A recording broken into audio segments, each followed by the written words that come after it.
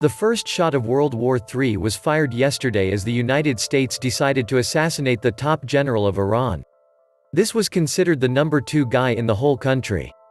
This is literally a nightmare situation. I imagine if Iran assassinated our number 1 general in the morning, we would be at war that evening. This Iranian general headed covert operations and was an icon to the Iranian people.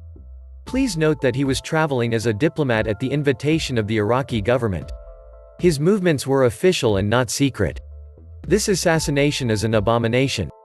Only people with criminal minds commit these kinds of acts. Gerald Celente warned in his Trends journal of this on June 15, 2017 Trend Alert, under the title, Iran War Coming. World War III, Market Crash. Get ready for the next war. It may be the war to end all wars and much of civilization, said Celente. Our foreign policy vacillates between insanity and nausea. Funny how when they killed the general oil prices went up, and the fat cats get richer. And Lockheed Martin stock jumped like it always does just before the war. We are going to see oil prices spike above $100 a barrel. If that happens, it's going to crash the global economies and equity markets. They will hit us where it hurts, oil and the economy. The great Nostradamus predicted that the great or ultimate war would begin in Persia, which is modern-day Iran. I don't know what weapons World War III will be fought with, but World War IV will be fought with sticks and stones, said Einstein. The black swan is starting to reveal itself. Welcome to the Atlantis Report. Less than 24 hours after a U.S. drone surprisingly killed the top Iranian military general, Qasem Soleimani, resulting in equity markets whining all over the world in fear over Iranian reprisals, and potentially, World War III, the U.S. has started round 2. Reuters and various other social media sources reported that U.S. airstrikes targeting Iraq's Popular Mobilization Unit's umbrella grouping of Iran-backed Shiite militias near Camp Taji north of Baghdad, have killed 6 people and critically wounded 3. From their side, the Russian General Staff has reinforced the air defenses for Russians at the Iranian nuclear reactor complex at Bushehr, on the Persian Gulf, according to sources in Moscow. At the same time, Iran has allowed filming of the movement of several of its mobile S-300 air defense missile batteries to the south, covering the Iranian coastline of the Persian Gulf and the Gulf of Oman. More secretly, elements of Russian military intelligence, electronic warfare, and command and control advisors for Iran's air defense systems have been mobilized to support Iran against U.S. and allied attacks. The range of the new surveillance extends well beyond the S-300 strike distance of 200 kilometers and covers U.S. drones and aircraft bases on the Arabian Peninsula, as well as U.S. warships in and under the Persian Gulf and off the Gulf of Oman. Early warning of U.S. air and naval-launched attacks has now been cut below the old 4 to 6 minute Iranian threshold. Counter-firing by the Iranian armed forces has been automated from attack warning and target location. This means that if the U.S. is detected launching a swarm of missiles aimed at Iran's air defense sites, uranium mines, reactors, and military operations bunkers, Iran will launch its own swarm of missiles at the U.S. firing platforms, as well as a Saudi and other oil production sites, refineries, and pipelines, as well tankers in ports and underway in the Gulf. The UK, too, has just announced a massive recruitment drive for their military. Something is afoot. These maniacs don't care, because if it goes bad, they got all those underground shelters to hide in like the rats they are. More death, more destruction, more misery, what a future. The United States is the number 1 producer of military equipment in the world, which is the largest single export industry in the USA. There is no more profitable industry than war. The banksters wanted a war with Iran, and it will happen. It's always money and power, the elite rule. So many suffer and die for the agenda of a few that have no empathy or compassion for anyone other than themselves. My father fought in the Pacific in World War II and understood after the war how they were used and abused by the leadership of this country. Hard times ahead once again. War is a racket indeed. The banksters need a big war to take people's eyes away from the true story about their criminal activities. America is just a hired gun for the elites. We are like the old Western TV series. Have gun will travel to the highest bidder. Trump may need a war distraction to hide the fact the economy is imploding. The Democrats talk a good game, but they won't do shit to prevent it because they're in on the fix, too. Who better to blame than Iran? War has always been a seductive distraction, and the goal has been Iran from day one. Afghanistan is the left flank. Iraq is the right flank. Iran in the center. All wars are bankers' wars. Only they profit. And don't forget depopulation, high on the agenda for years now. America needs this war to survive. The yield curve inverted twice last year. The elite knows the greatest depression is coming and that it will cause foreign nations to stop using the US dollar as the reserve currency.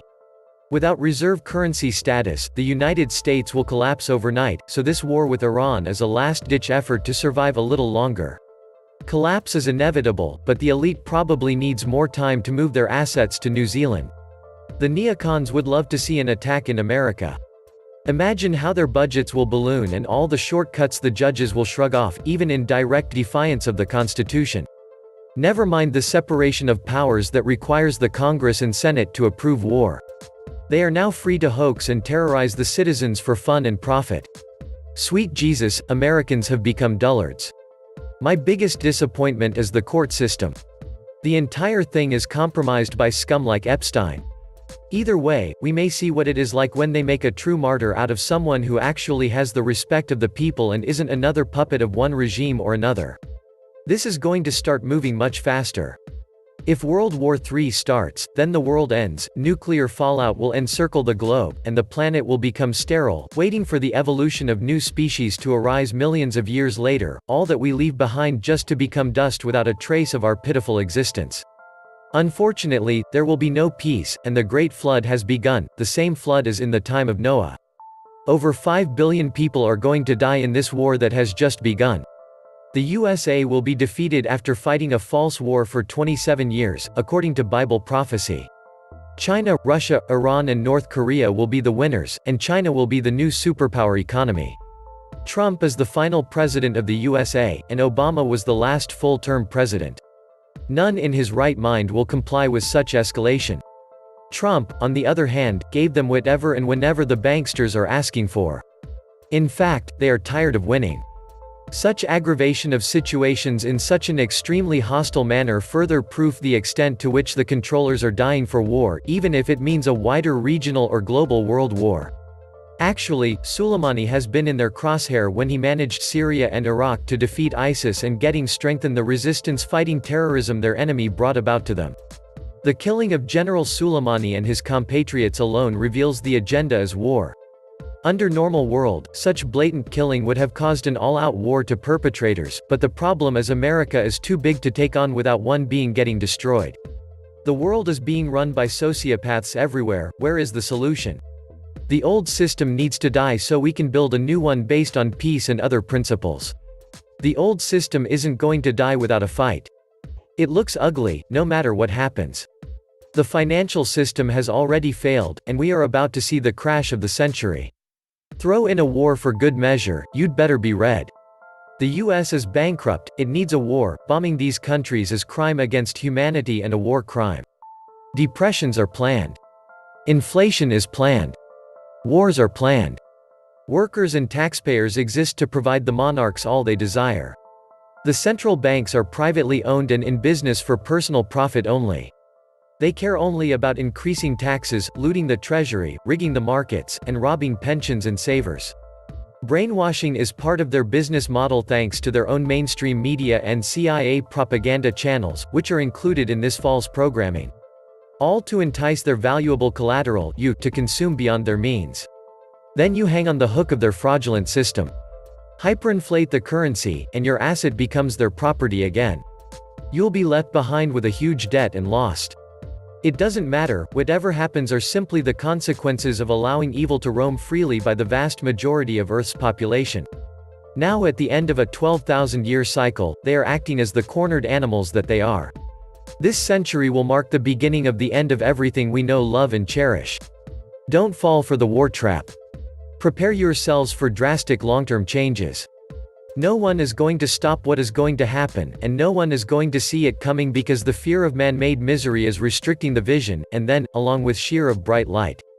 Violent shaking of the earth, oceans and seas moving inland as everything we have built turns into rubble, and life perishes. Within 24 hours, everything we call civilization will be gone. The world will have changed beyond recognition, and once more, the human being, those who were lucky to survive, has been thrown back to its very roots of living a natural lifestyle in order to survive. Not the first time it has happened, nor will it be the last. We are too occupied with bullshit and ignoring the warnings and shooting the messengers. The world has never seen peace. For as long as there are people that are killed because of wars anywhere, there is no peace. Either we all have peace, or no one has it. We all have freedom, or no one has it. Next time think before you willingly choose between evil. There is no lesser evil as there is no better good. Evil is evil, and you cannot blame evil for its existence when you have allowed it to rise. Face the consequences. No one is innocent. We elect a president to drain the swamp and fix the economy, and he goes in and completely flips his stance on every issue, doesn't fix anything, and makes everything worse. Business, as usual. Remember back in 2016 when Trump said he was gonna bring our boys home from the Middle East? Let me know in the comments section below what your thoughts are about this dangerous situation that is unfolding in the Middle East, and do you think that it will all lead to World War III? This was the Atlantis Report. Please like, share, and subscribe. Thank you.